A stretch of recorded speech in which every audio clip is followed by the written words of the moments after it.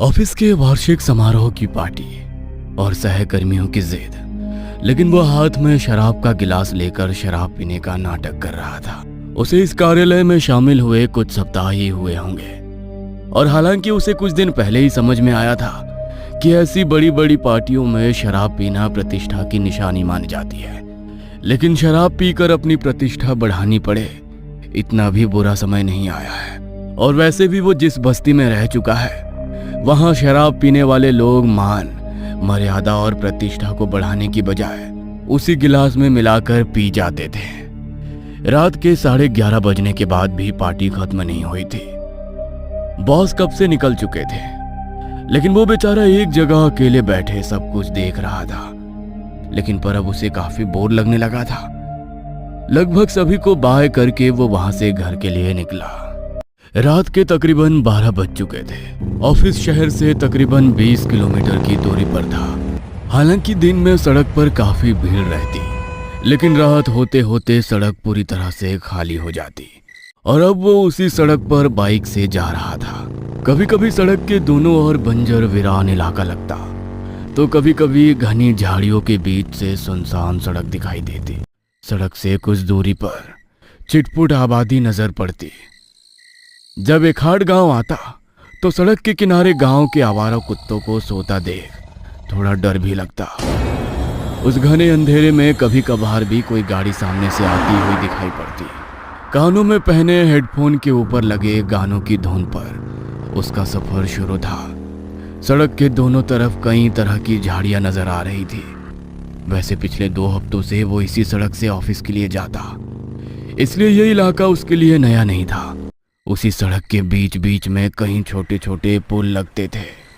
टेढ़े मेढ़े रास्ते से गुजरते हुए उसकी गाड़ी एक छोटा सा पुल क्रॉस करते हुए आगे आई और सड़क किनारे खड़े एक बड़े से बरगद के पेड़ के सामने उसे लोगों की भीड़ दिखाई दी। शायद एक्सीडेंट हुआ था। भीड़ से आगे जाते हुए उसने अपनी गाड़ी सड़क किनारे खड़ी की और पीछे आकर देखने लगा।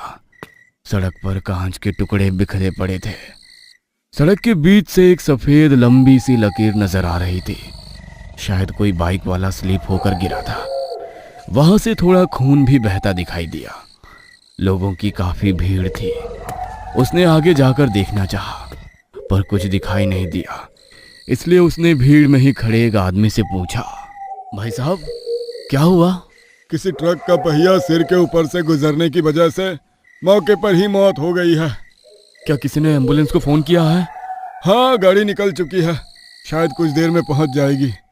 वैसे एक्सीडेंट हुआ कब है?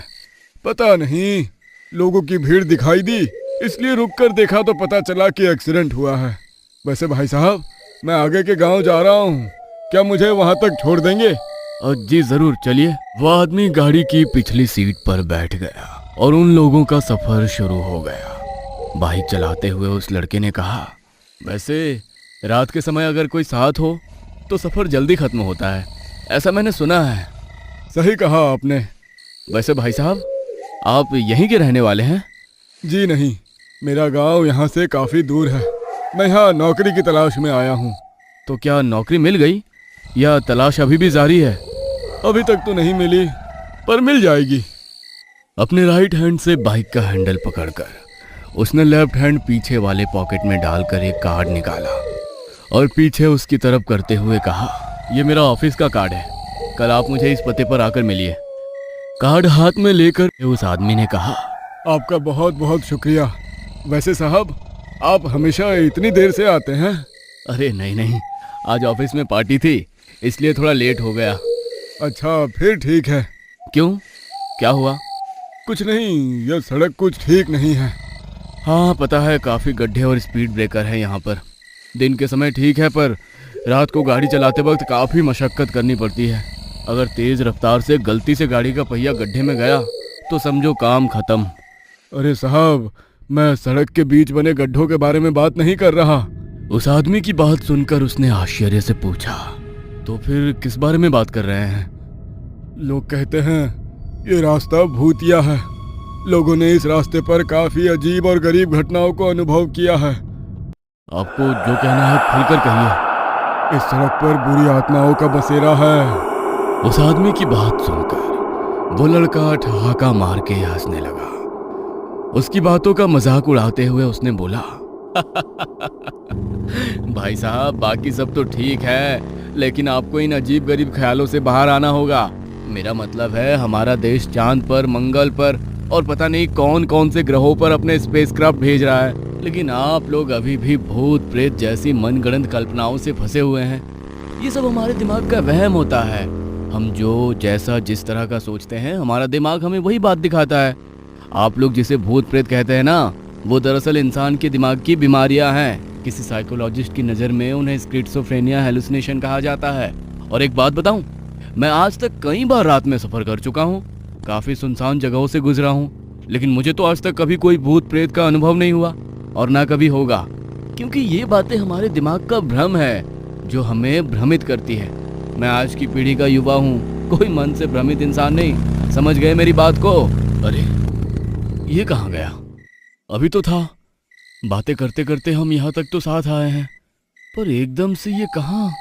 कहते हुए उसने अपनी बाइक की रफ्तार कम की और सड़क किनारे बाइक खड़ी करके वो कुछ कदम पीछे चलकर देखने लगा, लेकिन कोई नहीं दिखाई दे रहा था। वो आश्चर्य से खड़ा इधर उधर देख रहा था, लेकिन आसपास ना कोई बस्ती दिखी ना कोई घर। कैसा आदमी है? लगता है कि वो कुछ ज्यादा ही जल्दी में था, इसलिए बाइक के रुकने का इंतजार भी नहीं किया, सीधे कूद गया। उसने अपनी बाइक फिर से स्टार्ट की और अपनी मंजिल की ओर चल दिया। हवा बेहद ठंडी थी। एक पल के लिए सोचने लगा, अगर पार्टी में कुछ ड्रिंक कर ली होती तो इतनी ठंडी नहीं लगती। फर्क सिर्फ इतना है कि घर जाने की बजाय अस्पताल जाना पड़ता या कोई खुद ले जाता। और इस ख्याल से उसके चेहरे पर हल्की सी मुस्कान छा गई। गांव धीरे धीरे पीछे जाने लगा। थोड़ी दूरी तय करने के बाद उसे कुछ बेचैनी महसूस हुई। हालांकि रात के अंधेरे को चीरते हुए हेडलाइट्स की रोशनी में आगे का इलाका बिल्कुल साफ दिख रहा था, पर उसे कुछ ऐसा महसूस हुआ मानो कोई उसे अपनी ओर खींच रहा हो। शायद ये काम की थकान और आज पार्टी में बिताया समय था। हालांकि वो शराब नहीं पीता था, फिर भी उसे कुछ अंदाजा था कि किसी दोस्त ने उसके साथ शरारत की होगी, मतलब उसकी कोल्ड ड्रिंक में चुपके से शराब मिला दी होगी और ये ठंडी हवा अब उसे नशे का एहसास करा रही थी। रास्ता अब और भी डरावना लगने लगा। दूर तक जाने वाली हेडलाइट की रोशनी में उसे सिर्फ एकांत और अकेलेपन से घिरी सड़क ही नजर आ रही थी। लेकिन थोड़ी देर बाद उसे कुछ अजीब सा महसूस हुआ। वह आसपास के माहौल से भ्रमित हो गया। मैं तो अभी यहीं से गया था, या मुझे लगता है कि मैं यहाँ से जा चुका हूँ। ये क्या हो रहा है मेरे साथ? शायद मुझे लगता है कि मैं यहाँ से गुजरा हूँ। मतलब ऐसी चीज़ें अंग्रेजी फिल्मों में बहुत देखी गई है जिसे डेजा-वू कहा जाता है। मतलब कि हमें लगता है कि एक आध घटना हमारे जीवन में घट गई है, लेकिन वास्तव में ऐसा पहली बार हो रहा होता है।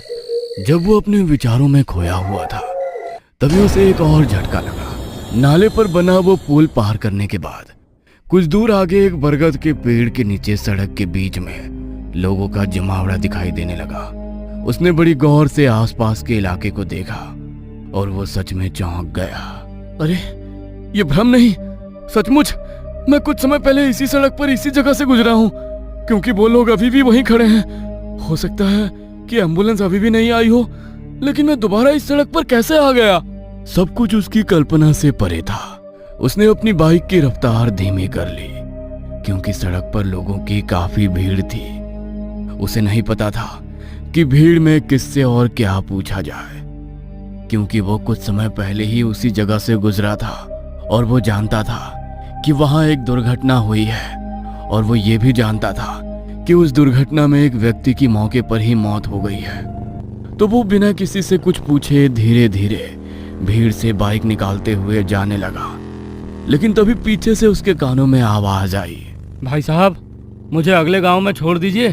उसके हाँ या ना कहने से पहले ही वो शख्स दौड़ता हुआ उसकी बाइक के पीछे बैठ गया। उसे थोड़ा गुस्सा आ गया, क्योंकि वो अजनबी सीधे आकर बाइक के पीछे बैठ गया। अरे दूसरी गाड़ी देखो, मुझे बहुत दूर जाना है। अरे भाई साहब रात के 1 बज चुके हैं, इतनी देर तक यहाँ कौन रुकेगा? और वैसे भी किसी ने कहा है अगर रात के सफर में कोई साथ हो तो रास्ता जल्दी और आसानी से कट जाता है। उस इंसान के मुंह से निकले शब्द सुनकर वो चकरा गया, क्योंकि यही वाक्य उसने कुछ समय पहले उसी जगह से गुजरते समय किसी अन्य व्यक्ति से कहा था। उसे नहीं पता था कि ये क्या हो रहा है। अब वो भी परेशान हो गया था, पर बिना कुछ बोले वो चुपचाप बाइक चला रहा था। कुछ देर तक दोनों चुप रहे। दरअसल वो अपने ही ख्यालों में खोया हुआ था। तभी पीछे बैठा शख्स बोलने लगा, एक बात कहूँ? जी कहिए। दरअसल अगर कोई आपके साथ हो तो आप नहीं जानते कि रास्ता जल्दी खत्म होगा या नहीं, लेकिन कभी कभी इंसान खत्म हो जाता है लेकिन रास्ता नहीं। मतलब आखिर आप क्या कहना चाहते हैं? यह सड़क काफ़ी अजीब है। मेरा मतलब है 4 या 5 मील की दूरी तक कब कोई यहाँ से गुजर जाए और किसी को दुनिया से गुजार दे, कहा नहीं जा सकता। इसीलिए तो कहते हैं कि कभी कभी इंसान खत्म हो जाता है, लेकिन ये सड़क खत्म नहीं होती। पीछे बैठा शख्स बात तो कर रहा था, लेकिन उसे उस शख्स की बात सुनने में कोई दिलचस्पी नहीं थी। लेकिन पीछे बैठे शख्स को क्या पता कि उसे उसकी बात सुनने में दिलचस्पी है या नहीं। वो बोलता रहा, चिथड़े उड़ गए हैं, सिर सचमुच कुचल दिया गया है। इस महीने में ये 4थी दुर्घटना है। गाड़ियां सही से चलाने के लिए पीछे का बोर्ड लगाया गया है, लेकिन कौन सुनेगा? और हम कितना भी अपनी गाड़ी सही तरीके से चलाएं, इसकी क्या गारंटी है कि सामने से आने वाला कैसा चला रहा है या अभी उसका दिमाग कैसा है? मतलब वो दारू पी के टाइट है, या दारू मिली नहीं इसलिए गुस्सा है, या किसी से लड़ के आ रहा है, या किसी को मारने जा रहा है, अपनी गर्लफ्रेंड को मिलकर खुशी से आ रहा है, या प्रेमिका ने ना बोला इसलिए खुद को खत्म करने की सोच रहा है। उस आदमी की बातें वो चुपचाप सुन रहा था। उसे कोई दिलचस्पी नहीं थी, लेकिन उसके कान खुले थे और ना चाहते हुए भी वो सारी बातें उसके दिमाग को कुरेद रही थी। अब उसका गांव कब आएगा और ये कब उतरेगा, यही सोच रहा था। लेकिन उसके दिमाग में कोई और ही बात घूम रही थी। ये बात, वो आदमी जो थोड़ी देर पहले बाइक पर बैठकर आया था, वो अचानक कहाँ गायब हो गया? और दूसरी बात, मैं इस सड़क पर वापस कैसे आ गया? हालांकि गर्मी के दिन थे, लेकिन रात के इस समय हवा बेहद ठंडी थी। सड़क किनारे कुछ पेड़ और झाड़ियां दिख रही थी। सामने काफी दूर उस गांव में बिजली के खंभे पर लाइट की धीमी रोशनी चमक रही थी। सर, क्या आप हर दिन इतनी देर से आते हैं या आज देर हो गई? उसके पीछे बैठे व्यक्ति के एक प्रश्न ने उसे उसके विचारों से बाहर निकाल दिया। आज ऑफिस में पार्टी थी, इसलिए थोड़ी देर हो गई। तभी आपको इससे पहले नहीं देखा। ठीक है, उस नाले पर बने पुल के बगल में रोक दीजिए। नदी के पास? पर वो गांव तो काफी दूर है ना। पर पीछे बैठे आदमी ने कोई जवाब नहीं दिया। कुछ दूर एक छोटे से पुल पर उसने अपनी बाइक रोक दी। पुल के नीचे बहते पानी की आवाज उस भयानक सन्नाटे में स्पष्ट रूप से सुनाई दे रही थी। उसने पीछे मुड़कर देखा और वो व्यक्ति बिना एक शब्द कहे तेजी से सड़क पार करके दूसरी तरफ जा रहा था। थोड़ी गौर से देखा तो सड़क के दूसरी ओर कुछ दूर उसे घनी झाड़ियों के बीच आग की हल्की लपटें दिखाई दे रही थी। उसने अपनी बाइक स्टार्ट की और थोड़ा आगे जाकर देखा तो उसे नदी के किनारे एक शमशान घाट दिखाई दिया, जहां एक चिता धो धो कर जल रही थी। वो आदमी शमशान घाट चला गया। शायद मृत व्यक्ति उसका रिश्तेदार होगा। वो बाइक पर बैठकर ही शमशान में जलती चिता को देखने लगा। तभी वही आदमी जलती चिता के नजदीक जाता दिखाई दिया। रात के अंधेरे में आग की लपटों की पीली लाल रोशनी बहुत निराशाजनक थी। वो दृश्य मन को परेशान कर रहा था, इसलिए उसने अपनी बाइक स्टार्ट की और उस व्यक्ति को देखा तो वो शमशान में खड़ा कुछ कर रहा था। मतलब वो शख्स चिता के बिल्कुल करीब गया, मुश्किल से 2 कदम। लेकिन हैरानी की बात थी कि जलती हुई लपटों का उस पर कोई असर नहीं हो रहा था। और अगले ही पल जो हुआ उसे देखकर किसी का भी कलेजा कांप उठता। वो आदमी जलती हुई चिता पर चढ़ गया और किसी पागल की तरह चिता पर जलती हुई लकड़ियां एक तरफ फेंकने लगा। ये भयानक दृश्य देखकर उसकी आंखें फटी की फटी रह गई। ऐसा लग रहा था जैसे उसके शरीर की सारी ताकत खत्म हो गई हो। वो कांपती बेचैनी से सामने का भयानक दृश्य देखने के लिए विवश था। अगले ही पल चिता पर खड़े उस आदमी ने चिता में जल रही अधजली लाश को बाहर निकाला और जो उसने देखा वो कल्पना से परे था। वो जलती लाश उसकी खुद की थी। उसके शरीर पर जलता हुआ मांस लटक रहा था। उसके बाल पिघल कर जल रहे थे और सिर से चिपके हुए थे और जली वो लाश में जैसे जान आ गई और धीरे धीरे चिता में खड़ी होने लगी। चिता के पास खड़ा हुआ आदमी चिता में खड़ी उस लाश के साथ कुछ बात करने लगा और इधर बाइक पर बैठा हुआ आदमी डर के कारण अपने होश और आवाज खो रहा था।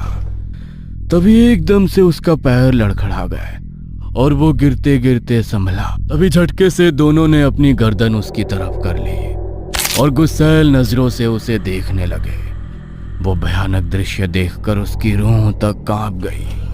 झट से बाइक स्टार्ट की और स्पीड बढ़ा दी। बड़ी तेजी से उसकी बाइक सड़क पर दौड़ने लगी। उसने साइड मिरर में देखा कि पीछे सड़क पर दो जलती हुई मानवीय आकृतियां दौड़ रही थी।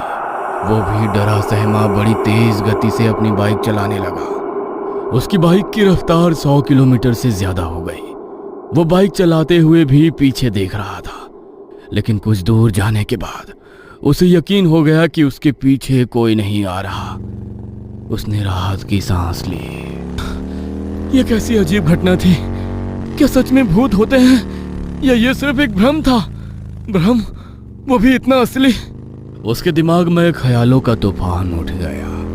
कब खत्म होगी ये राह और कब आएगा उसका घर और कब रुकेगी ये दहशत। लेकिन ना ये सड़क खत्म हो रही थी ना ये राह। उसने घड़ी में समय देखा और चौंक गया। ये कैसे हो सकता है?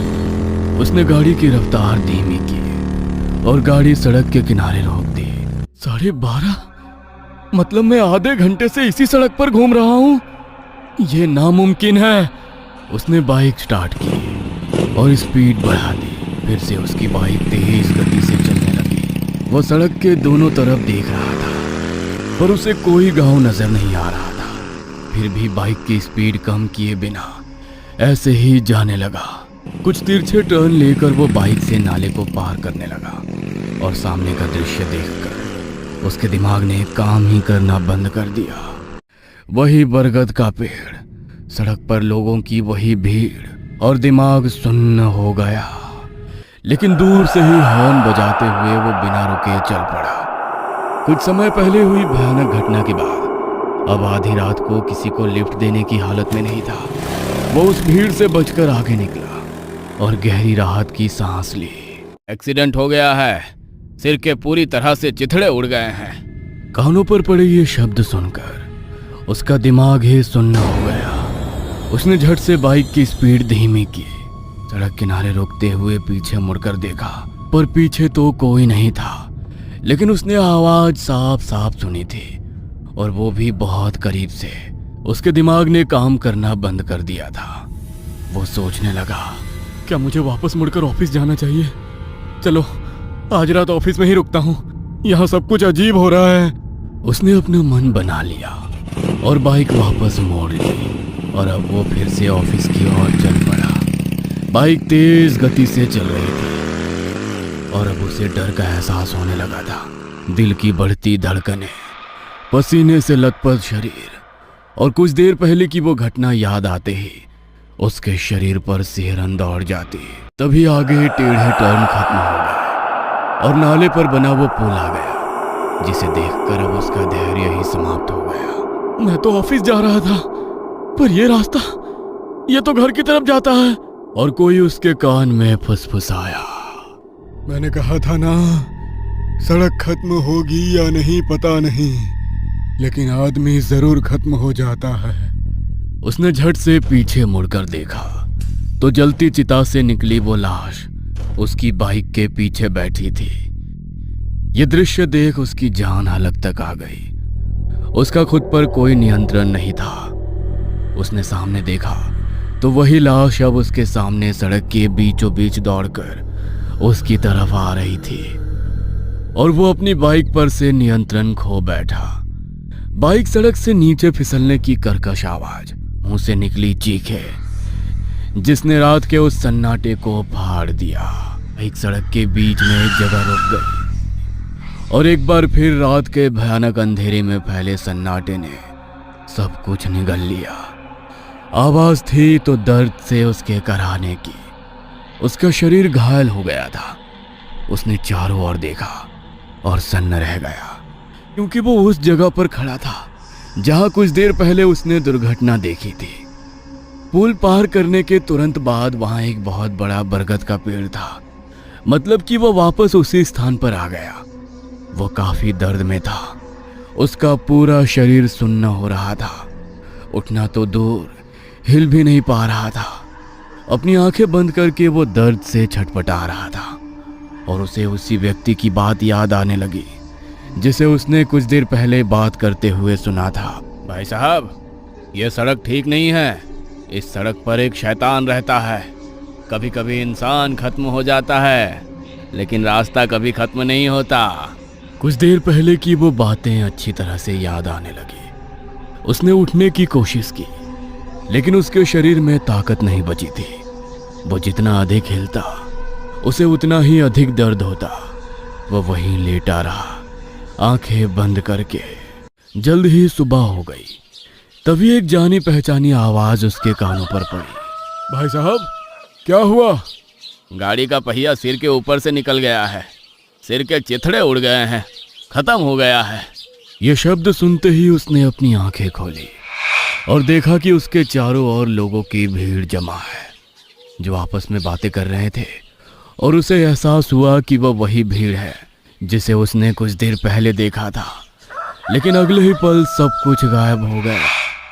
वो उस जगह में अकेला था तो वहां फैला गहरा अंधेरा और भयानक सन्नाटा। अपने शरीर को हिलाने में असमर्थ, वो जोर से चिल्लाया ताकि कोई उसकी आवाज सुन सके और उसकी मदद के लिए आए। लेकिन तभी एक गाड़ी की हेडलाइट की रोशनी से सब कुछ साफ नजर आने लगा। शायद उसी सड़क पर पीछे से एक गाड़ी आ रही थी। उसने भगवान के सामने हाथ जोड़े और गर्दन घुमाकर देखा। सड़क पर तेज गति से आ रहे एक ट्रक की हेडलाइट की रोशनी उसके चेहरे पर पड़ी और नारियल फटने की आवाज के साथ वो ट्रक तेजी से आगे निकल गया।